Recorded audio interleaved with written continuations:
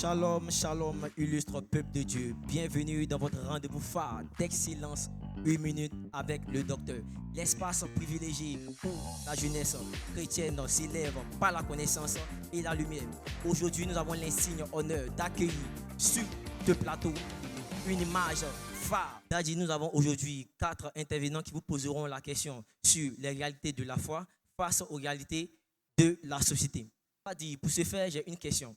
Est-ce que, en étant jeune, est-ce que nous pouvons écouter des sons émanant du monde, mais de bonne moralité? Alors déjà, merci de me recevoir sur votre plateau. Je suis très honoré.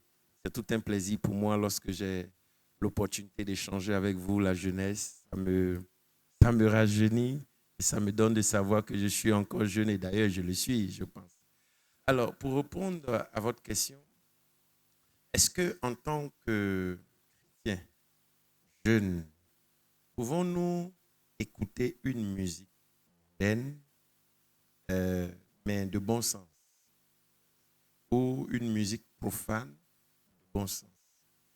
Alors, les choses, la Bible dit, l'esprit s'affectionne des choses de l'esprit et la chair s'affectionne des choses de la chair.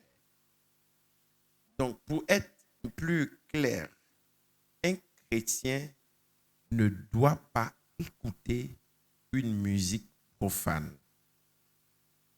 Si par inadvertance, en regardant la télévision ou en écoutant une chaîne de radio et qu'il tombe sur la musique,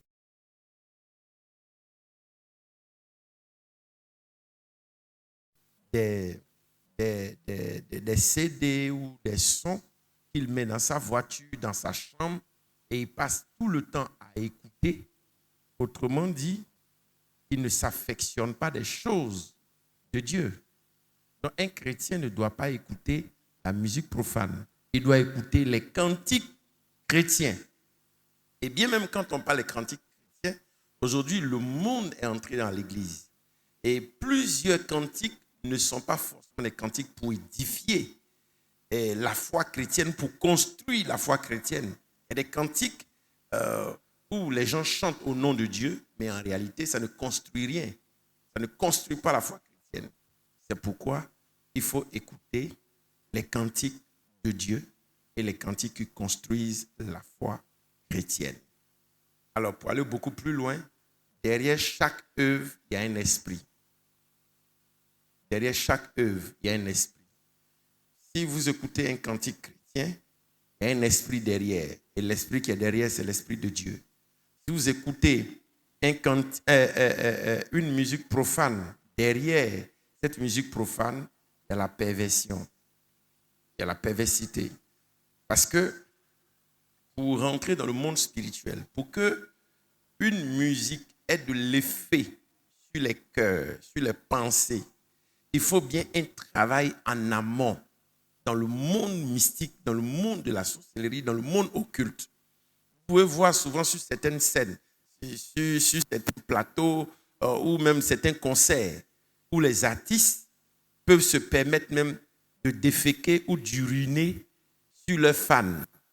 C'est dû à quoi? L'impact et l'influence négative qu'ils ont. Et cela traduit les instructions qui leur ont été données dans le monde mystique pour faire, afin que leurs œuvres prospèrent. C'est pourquoi un chrétien ne peut pas aller à un concert païen. Un chrétien ne peut pas aller à ne peut pas écouter une musique profane. Je ne dis pas qu'il ne peut pas forcément écouter une musique de bon sens. Ça veut dire qu'il regarde la télévision et puis il tombe sur un artiste qui donne des cantiques, qui donne une chanson qui relate les faits de société. Il y a des chansons qui relatent les faits de société. En ce moment-là, ça donne une connotation éducative. Là, pas de problème. Une chanson qui ne parle pas forcément de Dieu et du Seigneur, mais qui juste à caractère éducatif, ne fumez pas, ne buvez pas, ne faites pas la prostitution. Je pense que ce sont des conseils qui sont prodigués et Ça vient de Dieu. On peut l'écouter. Parce que ce sont des cantiques, enfin, ce sont des chansons qui éduquent. Mais de là à écouter des musiques, sous prétexte qu'on est chrétien, mais on peut se permettre d'écouter les musiques, cela va nous conduire à la dérive et à la perversion. Shalom papa, je m'appelle Assine Cogné et ma question est la suivante. En tant que jeune chrétien, pouvons-nous avoir pour amis des personnes qui ne partagent pas la même croyance que nous? Ah oui, mais ça c'est, merci bien, ça c'est très délicat. Très délicat. Est-ce qu'on peut avoir des amis? Parce qu'il faut bien comprendre le sens de l'amitié. Un ami, c'est celui avec qui on partage tout. Un ami, c'est le confident. Un ami, c'est celui avec qui on mange matin, midi, soir. Il sait, il connaît nos peines, il connaît nos douleurs. Donc, le sens ami prend une connotation beaucoup plus profonde. Et si je dois aller dans le sens de l'ami d'une manière profonde, un chrétien doit avoir pour ami un chrétien. Une chrétienne doit avoir pour ami une chrétienne. Mais il peut arriver que au service, à l'université, à l'école, on soit entouré des camarades de classe, ce qui est différent des amis. Les camarades, c'est des personnes avec lesquelles on échange, on partage leur savoir, on leur transmet ce qu'on connaît, eux aussi nous transmettent ce qu'on connaît. On partage de toutes les façons quand on va en amphi ou à l'université, peu importe. Ceux qui nous donnent le savoir dans un domaine précis ne sont pas forcément chrétiens. Donc, on peut recevoir du savoir des camarades.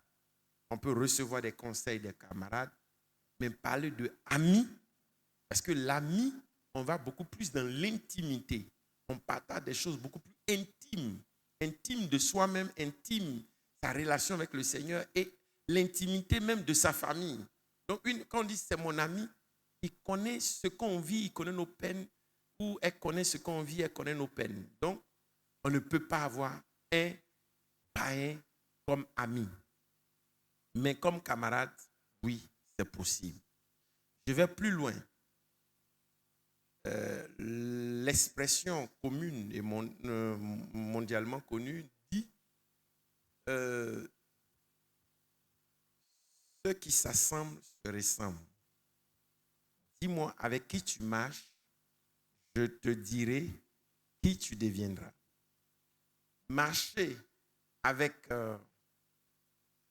des personnes qui ne sont pas chrétiennes tout le temps, ces personnes finiront par déteindre sur nous.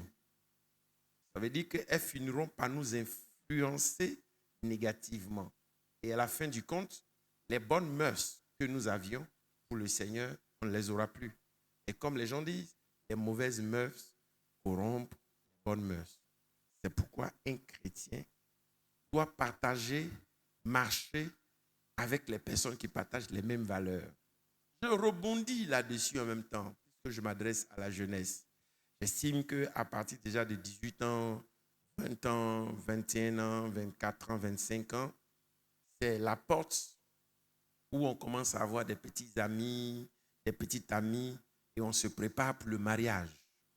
Alors, aujourd'hui, beaucoup de chrétiens peuvent dire en eux-mêmes, non, moi, je n'ai pas de problème, je peux marier une autre personne qui ne partage pas la même foi que moi. Non, ce n'est pas bon. Tu ne peux pas marier une personne qui ne partage pas la même foi que toi. Vous aurez 1 an, 2 ans, et toi, en tant que chrétien ou chrétienne, tu basculeras de l'autre côté. Ça, c'est clair et c'est juste. Donc, un chrétien marie une chrétienne. Et une chrétienne se marie à un chrétien. On ne transige pas dessus. On ne discute pas dessus. C'est impératif. On ne peut pas être chrétien et puis dire, bon, de toutes les façons, je vais l'emmener au Seigneur. Non, non, non. Quand on va se marier, je vais l'emmener au Seigneur. Et une fois qu'on sera dans le foyer, il comprendra. Non, non, non. Si tu dois l'envoyer au Seigneur, c'est pendant qu'il vient vers toi, pendant qu'il vient te faire des avances, ou pendant que tu l'as vu que tu vas lui faire des avances, en ce moment-là que tu l'invites à l'église, une fois, deux fois, trois fois, c'est une bonne période. Et quand la personne donne sa vie à Jésus et qu'elle fait du chemin, peut-être même que Dieu aurait permis que tu l'invites à l'église et qu'elle accepte le Seigneur et qu'elle continue sa vie, son chemin. Ça ne veut pas forcément dire que c'est elle que tu vas marier ou c'est lui que tu vas marier. C'est pourquoi il faut faire très attention. Les chrétiens se marient avec les chrétiens et ceux du monde se marient avec le monde. Shalom papa, je suis Amazofo Orlan et ce soir ma question c'est, sachant que l'échec fait partie de la réalité humaine, comment en tant que jeune chrétien, nous sommes censés gérer les échecs et les difficultés après un concours ou un examen? Merci pour cette belle question. Déjà, la vie, il y a ce que nous appelons la droite et la gauche, le haut et le bas. Les échecs font partie intégrante de la marche chrétienne. Jésus n'a jamais dit que nous aurons un parcours sans faute. Il dit plutôt le juste tombe souvent. Mais seulement quand le juste tombe, il n'est pas écrasé, il se relève toujours. On peut prendre ça dans le sens du cas du péché où un frère ou une sœur en Christ est tombé dans la foi et puis il se relève. Non, ce n'est pas forcément dans ce sens-là. Le juste, ça veut dire quoi? Le juste qui tombe souvent. Le juste peut faire un investissement. Et l'investissement peut échouer. Une fois, deux fois, trois fois, jusqu'à 7 fois. Mais Dieu, la Bible dit, il n'est pas écrasé. Dieu le relève toujours.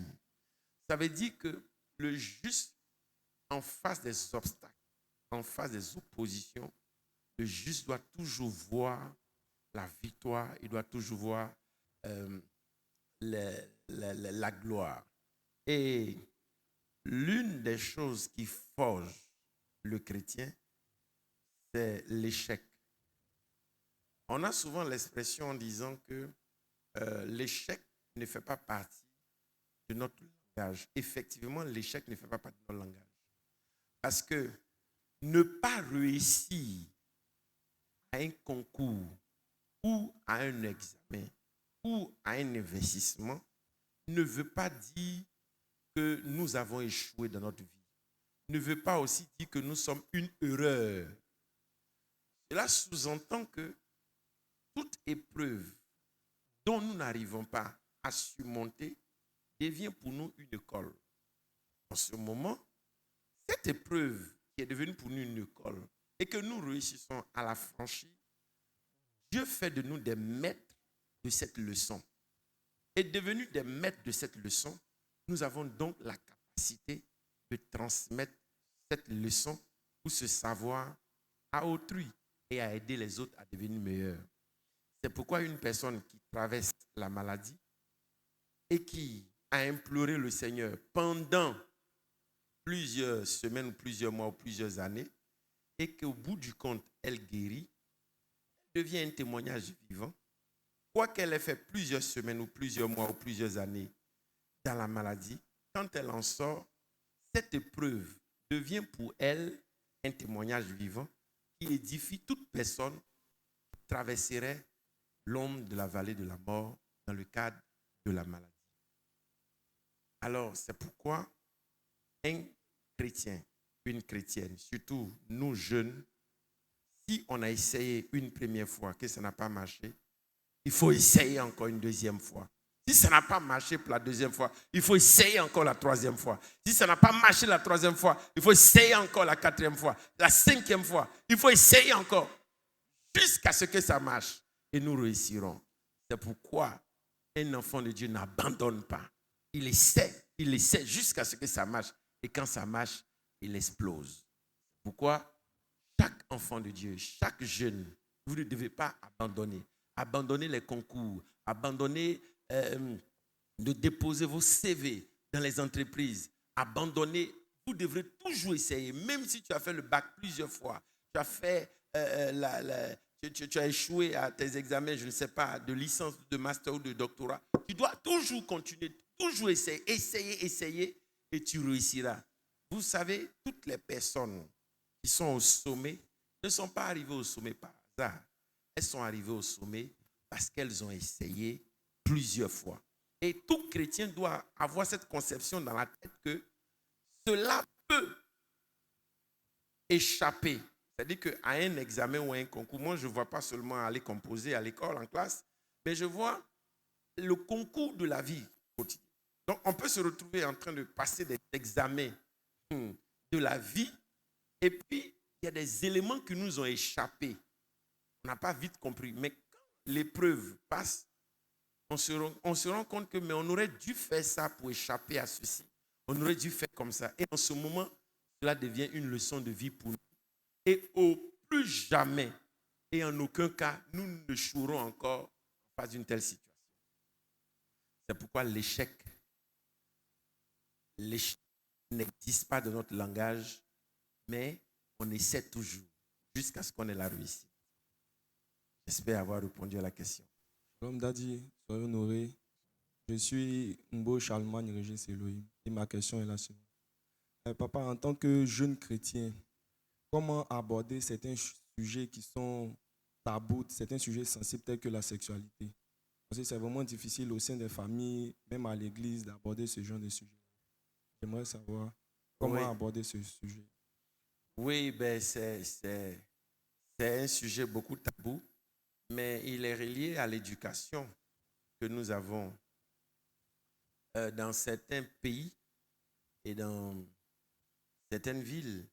La sexualité n'a pas forcément un sujet tabou, mais en général, il devient tabou parce que cela est lié à notre culture. Si vous allez, par exemple, dans certains pays comme l'Europe, enfin, continents comme l'Europe ou les pays, la France, ainsi de suite, vous verrez que même les chrétiens, la sexualité, déjà à bas âge, on commence déjà à en parler à l'école et ainsi de suite. Mais nous sommes chrétiens, oui, mais grandis dans des cultures africaines. Dans nos cultures sont des cultures de bonnes mœurs, donc les parents n'ont pas forcément habitué les enfants à aborder ce genre de sujet de sexualité. Mais toujours est-il que, en tant que chrétien, la Bible en parle, la Bible parle de la sexualité. Et si on parle de la sexualité, qu'est-ce que, en tant que chrétien, quelles sont les pratiques qu'on doit avoir dans la sexualité? Quels sont les interdits dans la sexualité? Je pense que la question est tellement vaste et profonde que je souhaiterais que vous me receviez sur votre plateau un jour pour qu'on en débatte sur les questions de sexualité. Bon, sur la virginité, des filles qui ont conservé leur virginité, des jeunes qui sont puceaux. Quels sont les avantages de la conservation de sa virginité et quels sont les désavantages lorsqu'on perd sa virginité avant le mariage? Si vous me recevez ce plateau, on en parlera certainement. Mais pour répondre en une phrase à votre question, pour dire le tabou, généralement le tabou est lié à notre culture de base. Ce n'est pas forcément lié à l'église à laquelle nous appartenons, mais c'est lié à notre culture de base. Si vous prenez par exemple la configuration de notre nation, la Côte d'Ivoire, puisque l'émission se déroule en Côte d'Ivoire, si vous prenez ça peut être au Congo, ça peut être en Kinshasa, ça peut être au Sénégal, peu importe le pays, même je prends la configuration nationale. Si vous prenez la configuration nationale, vous verrez que dans certaines régions, la sexualité de certains peuples commence par exemple déjà même à 10 ans, 12 ans, 13 ans, 14 ans. Dans certaines régions, la sexualité s'exige seulement que dans le mariage. Dans d'autres, donc, et il y a certains peuples qui ne parlent même pas de la sexualité. J'évite de citer les peuples parce que j'ai étudié les peuples de la Côte d'Ivoire.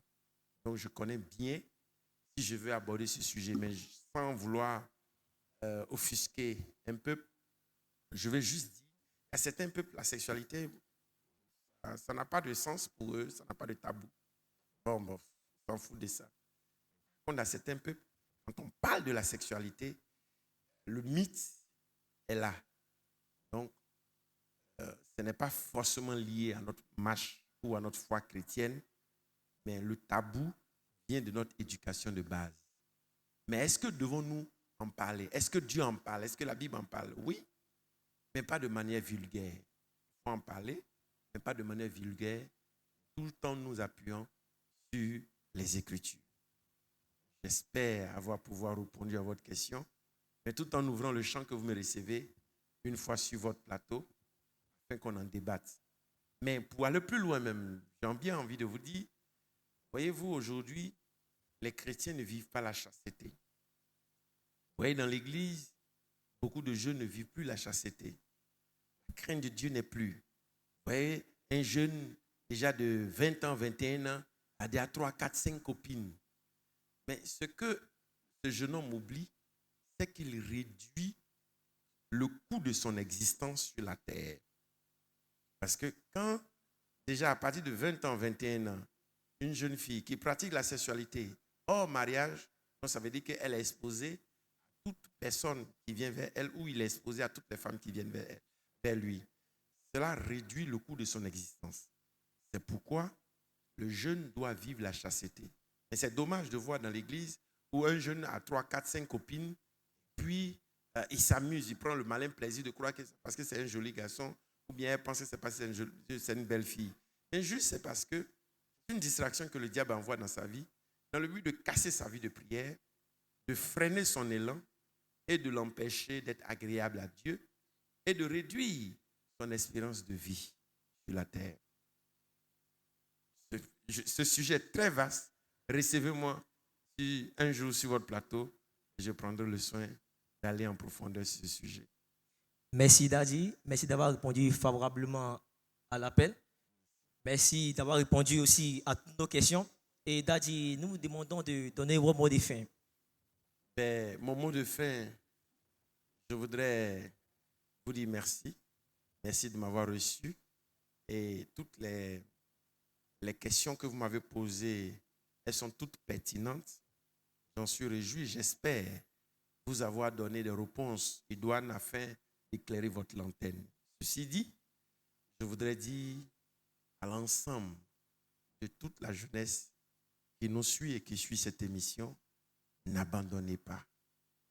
N'abandonnez pas en face des épreuves. N'abandonnez pas en face des difficultés et n'abandonnez pas votre foi. Ce n'est pas le moment de vous agripper sur un arbre en tant que jeune. Vous dites, bon, je veux assurer mes études, je veux avoir une vie stable. Je vois que mes camarades des classes ou d'écoles, d'université roulent avec des voitures et sont bien. Et moi, je n'en ai pas, donc je vais me livrer à des hommes pour que j'ai un peu d'argent. Voyez-vous, une des questions m'a été posée sur votre plateau en posant la question, est-ce qu'un chrétien peut avoir des camarades païens? Donc, tu ne peux pas. Est-ce qu'on doit abandonner en face de l'échec? Non, on ne peut pas abandonner. Alors, en général, ceux qui abandonnent, ceux qui se résilient plutôt, qu'est-ce qu'ils font?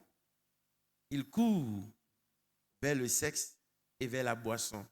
Ils vont se cacher vers le sexe et vers la boisson. Comme les gens le monde le disent, pour noyer leurs soucis. Or, il faut être au-dessus avec le Saint-Esprit et la parole de Dieu. C'est pourquoi Dieu a dit à Josué que ce livre de la loi ne s'éloigne point de ta bouche.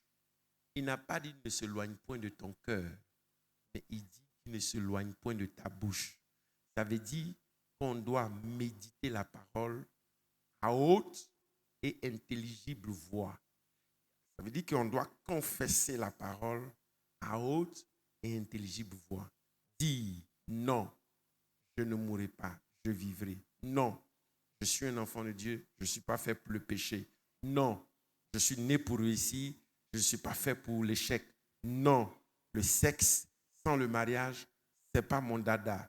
Non, je suis belle, oui, je suis beau, oui, mais il faut que je valide d'abord mes diplômes, travailler et me caser, avoir mes enfants avec mon mari, avec ma femme. En fait, il faut pouvoir le confesser et ne pas emprunter une voie ou un chemin détourné. Que le Seigneur vous bénisse et encore merci de m'avoir reçu. J'étais malade, tu m'as guéri. Dans les problèmes, tu m'as aidé. J'étais seul, tu m'as secouru.